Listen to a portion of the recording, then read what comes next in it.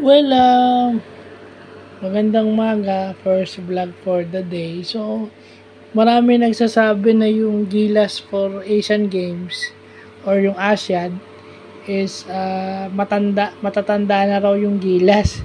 Well, napaka-double standard naman nating Filipino netizens. Bakit?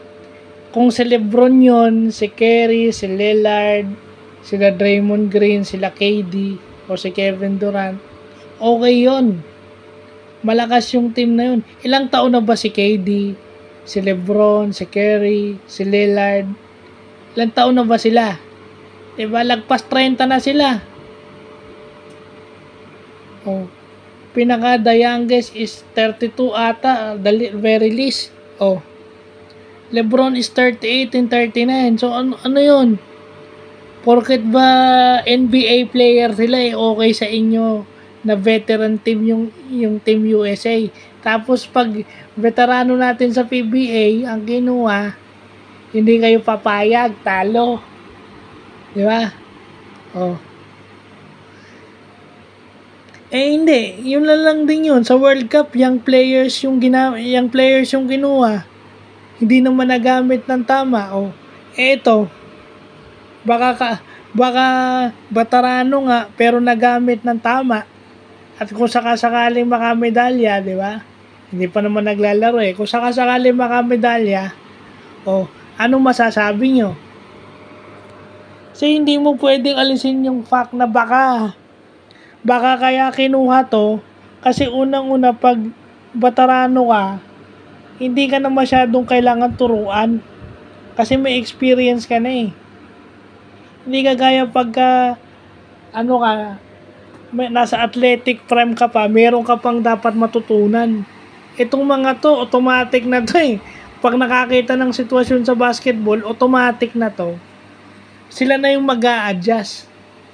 Kasi nababasa nila yung laro differently kaysa dun sa mga prime, kaysa dun sa mataas lumundag, mataas tumalon, mas mabilis tumakbo at mas bata. Iba yung basa ng veterano. Kasi nandun yung kaya nilang i-pace yung kanilang sarili. Habang naglalaro sila, nagpapahinga sila.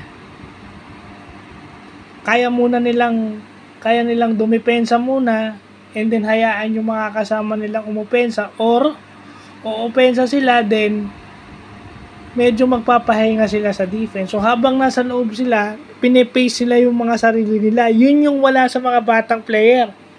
Yung mga batang player kasi is only playing at one pace. So pagdating sa dulo, pagod na sila. Oh. Hindi nga nagamit sa World Cup ng maayos si Jordan Clarkson na prime eh. Prime Jordan Clarkson pa yun. Hindi nagamit ng tama. So bakit kayo aangal kung matatanda na tong Gilas natin ngayon? Pero pag ko sa NBA yon, sila Lebron yung maglalaro ay i-hype nyo pa. Kasi NBA superstar yun eh. Eto, PBA. Baliwala sa NBA yan. So yun yung double standard nating pagiging Filipino. Masyado tayong double standard. Pag NBA, okay. Pag PBA, ayaw nyo. Minsan kasi itong mga netizen na to, may masabi lang.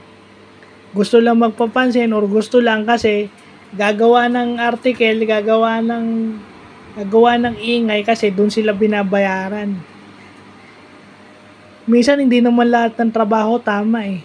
Yung trabaho na nakakasira ng kapwa, yun ang hindi maganda. So, yun lang po.